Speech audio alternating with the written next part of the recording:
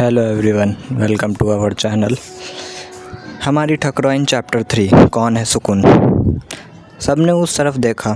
सुकून को होश आ रहा था और वो पानी बोल रही थी। सब उसे होश में आते देख खुश हो गए। मिस्टर सिन्हा तुरंत अपनी बेटी के पास आए और उसे उठाया, फिर पानी पिलाया। मिस्टर बोले, प्रिंसेस आप कैसा फील कर रही हैं? आपको कहीं दर्द तो नहीं हो रहा? आपको कहीं दर्द हो रहा हो तो डैडी को बताओ। देखो रॉबर्ट भी यहीं है, आप बोलो आपको कहीं दर्द तो नहीं हो रहा?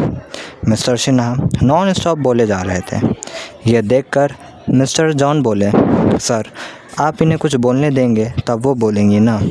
यह सुन मिस्टर सिन्हा आंखें छोटी करके मिस्टर जॉन को देखने लगे। ये देख कर मिस्टर सिन्हा इधर उधर सर देखने लगे, फिर ज़बरदस्ती मुस्कुराहट के साथ बोले, सर मेरा मतलब है ये है कि प्रिंसेस को अभी अभी होश आया है तो उसे आराम की ज़रूरत है ना रॉबर्ट। ये बोल वो अपने बेटे रॉबर्ट को रिक्वेस्ट कर नज़रों से देखने लगे, जो खुद उन्हें और मिस्टर सिन्हा को देख रहे थे। ये सुन मिस्टर सिन्हा ने भी रॉबर्ट को देखा, फिर अपनी बेटी को देखने लगा, जो उन सब को अजीब और अजनबी नज़रों से देख रही थी। मिस्टर सिन्हा अपनी बेटी को देख कर बोले, I am sorry princess, please daddy को माफ़ कर दो। ये बोल वो अपनी बेटी को देखने लगे, जो हैरान नज़रों से उन्हें देख रही थी। अपनी बेटी की ऐसी नज़र देखकर मिस्टर सिन्हा की आंखें नम हो गईं और वो फिर बोले, अब से मैं कभी कोई काम नहीं कहूँगा, आज आपका जो मन करे वो करना। ये बोल वो चुप हो गए। सुकून को देखने लगे, जो अभी भी कन्फ्यूज़न में उन्हें देख रही थी। ये सब रॉबर्ट से देखा नहीं जा रहा था, इसलिए उसने मिस्टर सिन्हा से कहा, अंकल सुकून को रेस्ट की ज़रूरत है, अभी उसे आराम करना देना चाहिए। ये सुन मिस्टर सिन्हा अपनी बेटी के सर पर प्यार से हाथ रख कर कहते हैं, प्रिंसेस आप आराम करो। ये बोल वो उठ जाते हैं और कमरे से बाहर जाने लगते हैं। इधर उनके जाते ही सुकून का सर भारी होने लगता है। वो एक हाथ से अपना सर पकड़ लेती है, फिर बाकी सब भी एक नज़र सुकून को देखने लगते हैं। सबके जाने के बाद रॉबर्ट भी जाने के लिए मुड़ता है, फिर पलट कर सुकून को बोलता है, सुकून अब तुम बच्ची नहीं हो जो तुमने ऐसी हरकत की। तुम्हें कोई आइडिया है अंकल की क्या हालत हो गई थी? तुम्हें बेहोश देख कर छोड़ो इन सब से तुम्हें क्या। ये बोल वो चला जाता है। अब सुकून कमरे में अकेली थी और अभी जो हुआ वो सब सोच रही थी। एक बार फिर एक तेज़ दर्द की लहर उसके सर में आया। उसने दोनों हाथों से सर पकड़ लिया और उसके मुंह एक दर्द भरी आह निकली। उसे महसूस हुआ उसके दिमाग में बहुत सी यादें किसी फिल्म की रील की तरह फ्लैश हो रही हों। फिर एक बार वो हैरान हो गई, क्योंकि वो यादें थीं उसकी नहीं थीं। ये क्या हो रहा है? ये सब उसने परेशान हो रहा है कर रहा है। फिर उसकी आंखें बंद हो गईं और वह बेड पर गिर गई। उधर नीचे सब अलग परेशान थे। मिस्टर उदास होकर एक सोफ़े पर परेशान बैठे थे और बाकी सब भी परेशान होकर उन्हें देख रहे थे। तभी मिस्टर जॉन बोले, सर आप बताएंगे कि आपकी चीज़ के लिए माफ़ी मांग रहे हैं, अंदर क्या हुआ था? मिस्टर सिन्हा ने एक नज़र उसे देखा, फिर सर झुकाकर बैठ गए। कुछ समय बीतने के बाद भी कोई कुछ नहीं बोला। वहाँ पर अब मिस्टर जॉन का पेशेंस लेवल ख़त्म हो गया था। वो उठे और सीधे मिस्टर सिन्हा का कॉलर पकड़कर उठाया और बोले, अब बताएंगे कि ऐसा क्या हुआ जो प्रिंसेस की ऐसी हालत हो गई? उन्हें ऐसा करते देख वह सब हैरान हो जा गए। फिर सब बेहोश में भी आ गए, क्योंकि वह सब को पता था मिस्टर सिन्हा और मिस्टर जॉन दोस्त हैं। मिस्टर सिन्हा अपना कॉलर छुड़ाते हुए बोले, बता रहा है पहले छोड़ मुझे। ये सुन मिस्टर जॉन ने मिस्टर सिन्हा का कॉलर छोड़ दिया और अपना कॉलर ठीक करते हुए बोले, 2 दिन पहले गांव से फ़ोन आया था। ये सुन हर तरफ सन्नाटा छा गया। किसी को समझ ही नहीं आ रहा था कि वह क्या बोले। उधर कमरे में सुकून को फिर से होश आ गया और वो कन्फ्यूज़न के साथ हर तरफ देख रही थी। फिर ऊपर देखकर मन में बोली, बस इसी एक चीज़ की कमी थी भोलेनाथ जी, मैंने ऐसा भी क्या गलत किया था जो मुझे यहाँ भेज दिया गया। ये सब सोच उसे याद आया कि ये सुकून की यादें हैं, मुझे बिल्कुल भी पसंद नहीं। यही नीचे सब परेशान होकर बैठे थे कि मिस्टर जॉन बोले, गांव से क्यों फ़ोन आया था शिव? ये बोल वो चुप हो गए और शिव यानी शिवेंद्र सिन्हा सुकून के पापा के जवाब का इंतज़ार करने लगे। शिवेंद्र जी बोले, वही वजह है।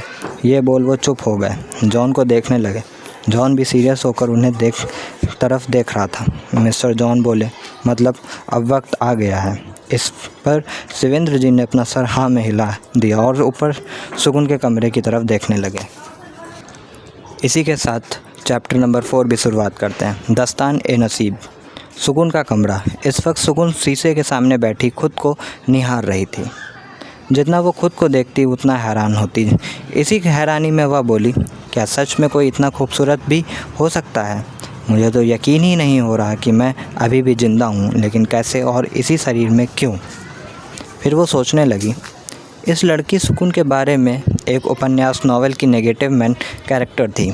वो उस पल को सोचने लगी जब उसने इस नॉवेल को पढ़ा था। भाव्या, देख मुझे क्या मिला।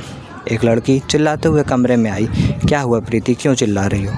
कमरे में बेड पर बैठी लड़की बोली, ये दोनों बचपन के दोस्त हैं और एक ही फ्लैट में रहती हैं। प्रीति बोली, यार ये देख। ये वो हाथ में एक नॉवल दिखाते हुए बोली, देख लिया? भाव्या बोली, क्या यार तुझे पता है ये क्या है? भाव्या कटाक्ष में बोली, नहीं मुझे नहीं पता कि ये एक नॉवेल है, तू ही बता दे। इतना बोल वो मुस्कुराने लगी। प्रीति बोली, भाव्या ये कोई आम नॉवेल नहीं, बहुत ख़ास है क्योंकि इससे मेरे शशांक ने लिखा है और इससे लिखने के वक्त उसने अपना गांव सोचकर लिखा है। मैंने पढ़ा तो मुझे बहुत पसंद आया, इसलिए मैं एक तेरे लिए भी लाई हूँ। ये बोल प्रीति भाव्या के हाथों से उसकी फ़ाइल जिसमें वो किसी पेंशन की डिटेल पढ़ रही थी उसे साइड में रख देती है और उसके हाथों में नॉवेल पकड़ा देती है। उसे ये सब करते देख भाव्या की मुस्कुराहट और बड़ी हो जाती है। भाव्या एक पॉलिटिशियन की बेटी है। उसके पापा उससे बहुत प्यार करते हैं, लेकिन मिनिस्टर होने की वजह से उनके कोई दुश्मन हैं, इसलिए उन्होंने हमेशा अपनी बेटी की सुरक्षा के लिए हॉस्टल में रखा। पर जब वह 10वीं क्लास में थी तब उसे पता चल गया कि किसी ने उसके परिवार को मार दिया। हरीश, जो कि उसके पापा के साथ काम करते थे, उन्होंने उसे बताया कि उनकी इसी डर की वजह से वो तुम्हें अपने साथ नहीं रखते थे, वरना उसके पापा उससे बहुत ज़्यादा प्यार करते थे। जब प्रीति, जो कि उसकी क्लासमेट और बेस्टी थी, उसने उसे सहारा दिया था और उसे एक पल के लिए भी अकेला नहीं छोड़ा था। भाव्या उस नॉवेल को ले लेती है। ये देख प्रीति और भी खुश हो जाती है। चल फिर मैं ऑफिस जा रही हूँ, तू आराम कर। तुझे याद है ना कल रात तुझे फीवर था? बाय। ये नॉवेल पढ़, मैं आने के बाद पूछूँगी। वो ये कहकर खुशी से चहकती हुई कमरे से निकल जाती है। उसके जाने के बाद भाव्या उस नॉवेल को उलट पुलट कर देखती है, फिर साइड में रखने को होती है कि उसे प्रीति की बात याद आती है कि वो पूछेगी। वो नॉवेल को ले लेती है और उसे पढ़ने लगती है। नॉवेल का टाइटल दास्तान ए नसीब। उसने कुछ ही घंटों में पूरी नॉवेल पढ़ डाली। उसे नॉवेल अच्छी भी लगी और बहुत बुरी भी। उसने नॉवेल बंद किया और टाइम देखते हुए भी अभी लंच टाइम होने वाला था। वो उठी और किचन में चली गई और अपने लिए कुछ बनाने लगी, पर अभी भी उसके दिमाग में नॉवेल की स्टोरी घूम रही थी। पूरी नॉवेल एक लड़की जानवी अरोरा के दर्द इर्द गिर्द घूमती है। जूही एक अमीर बाप की बेटी थी जो दिल्ली यूनिवर्सिटी से पढ़ती थी। सैम उसी कॉलेज में नॉवेल का हीरो रणवीर एडमिशन लेता है। जानवी को पैसों का बहुत घमंड था क्योंकि उसके पापा उस कॉलेज का ट्रस्टी होते हैं। इसी घमंड में वो कई स्टूडेंट्स को बुला लेती है। हीरो, जो कि एक छोटे से गांव से था, वो भी हीरोइन के अमीरी का शिकार हुआ, पर उसने हीरोइन के सामने घुटने नहीं टेके। अपनी इसी आदत की वजह से एक बार हीरोइन के पीछे कुछ गुंडे पड़ गए। उस वक्त यही समय हीरो रणवीर ने उसे बचा लिया। बस इसी मोड़ से उनकी लव स्टोरी शुरू हुई, पर बिना ट्विस्ट के लव स्टोरी कहाँ पूरी होती है। ये ट्विस्ट का नाम था सुकून सिन्हा, शिवेंद्र सिन्हा, जो लंदन के जाने माने बिजनेसमैन थे। उनकी एकलौती बेटी सुकुन सिन्हा, जो कि अपने पापा की प्रिंसेस थी। शिवेंद्र जी के वाइफ के मौत के बाद उनकी पूरी दुनिया थी उनकी बेटी, जिसे बड़े नाज़ों से उन्होंने पाला। उसकी हर ख्वाहिश बिना बोले पूरी करते थे। इस लाड़ प्यार ने सुकुन को काफ़ी ज़िद्दी बना दिया। नॉवेल में हीरो के दादाजी से रणवीर की शादी शिवेंद्र और गुनगुन की बेटी सुकुन से तय करी थी, पर इसका पता बस रणवीर को था। सुकुन को कोई आइडिया नहीं था। सुकुन बस 20 साल की हुई तब उसके पापा ने उसे ये बात बताई। उस वक्त सुकुन ने काफ़ी हंगामा किया था और हीरो और हीरोइन और करीब आ रहे थे। सुकुन के मना करने पर भी शिवेंद्र जी की तबीयत खराब रहने लगी। एक दिन उनकी डेथ हो गई कैंसर की वजह से, जिससे उसकी दुनिया ही पलट गई। उसके बाद वह अपने पापा की आखिरी इच्छा पूरी करना चाहती थी, जो थी हीरो से शादी। उसके लिए वो गांव प्रतापपुर आ गई। ठाकुर हवेली वहाँ जो लिए आई थी वो नहीं हुआ, क्योंकि हीरो की शादी के लिए तैयार था, पर हीरोइन हीरो से बहुत प्यार करती थी, इसलिए वो भी प्रतापपुर आ गए।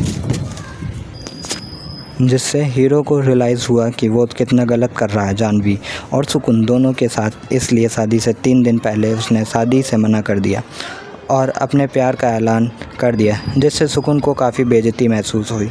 वो भी अपने पापा की प्रिंसेस थी। उसे किसी आज तक चेक नहीं किया कौन है भाव्या और प्रीति, इनका सुकुन से क्या रिश्ता। भाव्या नॉवेल को दिमाग से क्यों नहीं निकाल पा रही। रणवीर के मना करने पर भी क्या करेगी सुकुन। जवाब कमेंट में ज़रूर दें। धन्यवाद। लाइक कमेंट शेयर ज़रूर करें। Stay healthy, stay connected. Thank you everyone.